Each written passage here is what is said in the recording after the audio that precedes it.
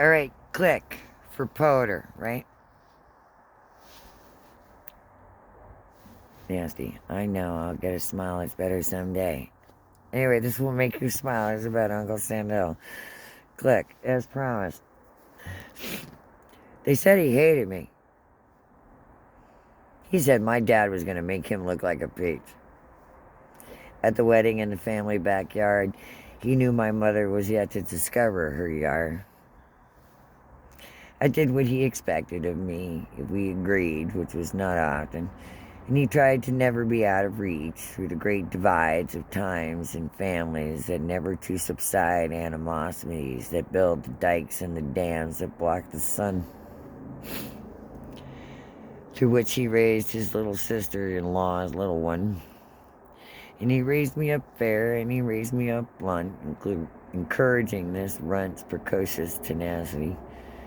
Named after his wife, he gave a promise when they brought the baby in the late 60s nursery in Dayton to her father as he lay dying in bed. And when he did, he kept that promise beside his bed till he drew his last breath. I took that promise. I look at that promise these days when he is bigger than the wind. A faded photograph of me as a baby in his father-in-law's lap. A fading Polaroid of a conversation I was having on a phone his wife snapped. When he wanted me to know he was looking at, what he wanted me to know he was looking at, as his eyes lost their sight. Before he feared beyond anything happened that night, leaving me on this planet alone.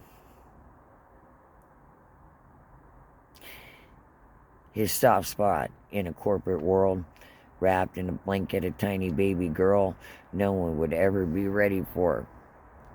At the family gathering, he tried to take me home with him, adopted and deeded by God in the end, after he lost his challenge with me at Hot Hands and his wife had to separate us with her bare feet again and again. Got bored with slapping me in front of the liberals and started calling me Rocky again, and I guess the only thing he agreed with my biological father then. Without ever expecting that title. Even payment on a loan, just how my change of conduct happened when I disappointed him, which is how the title is done, which was bound to happen between any child and parent. That complicated. The love in silent volumes I was too young to understand. You fought for the eyes that see me now. And how we were ever getting there.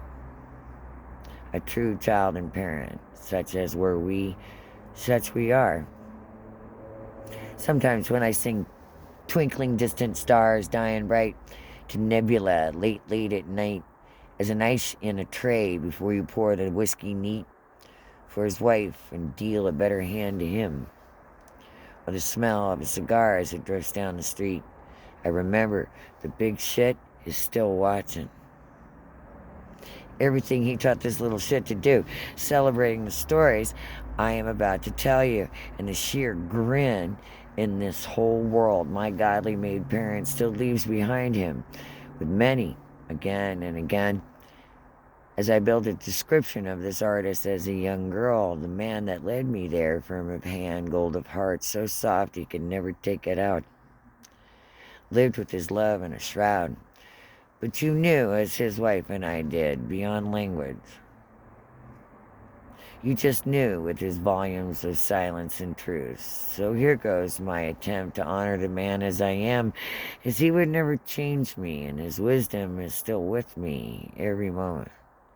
And if for nothing else, a good laugh, a poignant moment, to be bigger on the wind.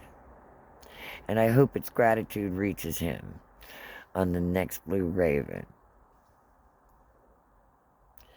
Now, I would have to stay me, and he would have to become him with the troubles that follow me that I can get in. And after learning so much ethics from him, once cornered to the record, which he hates, especially if he taught you how to do it, as Beth and I always listened, like he said, his wife Beth was the best at this, and her clothes budget reflected it, but I was a close second. My fight since birth has always been righteous. It's just an unrighteous world I still expect to win it in. And this never made sense to the pugilist in him. But up to God, as he would rather a young liberal who had a heart to believe with, and I needed an old conservative's brain and guidance. The defense of ethics in an unrighteous world led to a hitman's offer for this little girl and a phone call home to the big shit.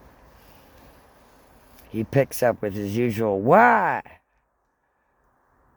a tone and volumes of love, for he has to fight with me since his beloved wife left for the above, and as previously mentioned, I will always be only too happy to hand his fight back, like Beth did. The hitman had taken pity on me, mostly because the amount he was offered was suspiciously in change, and I said, "Da, it's an emergency. They're gonna kill me for change." While he's dialing what he can on the other line, so good at hiding his fear from me again and again, he says, "That's not an emergency. My refrigerator is broken and I have no ice for my whiskey. Now that's a real emergency." And he hangs up. Click.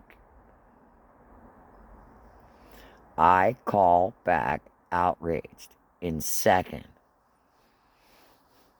He picks up again. "Why?" in his volume and tone of love. Tells me to ask the hitman if his sponsor planned on counting out pennies. So I do, because the big shit asked me to.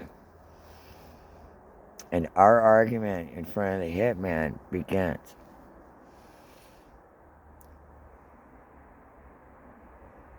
I hear Patty Hearst really get into it with her old man. But when my Da and I were done yelling, he and I satiated with our argument. The hitman was ashen, shaken, and shocked. His conceptual misogyny rocked to its very foundations.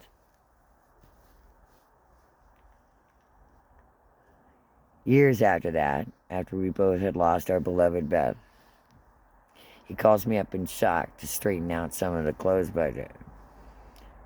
She told him to send me. He says disconcertedly, "Your mother, I mean your aunt, I mean your mother, I mean your aunt." I stop him in his mid-sentence. "I know who you are to me, old man." Da. We suspended in the silence of the depth of lifetimes in volumes. And I am so grateful. Da, Pop, I did listen, I do, and I love you. You big shit, and I'm glad that you were mine. The silence of the unspoken between us ends, as if we finally find the treasure in the glen. "That's right, you little shit." Click.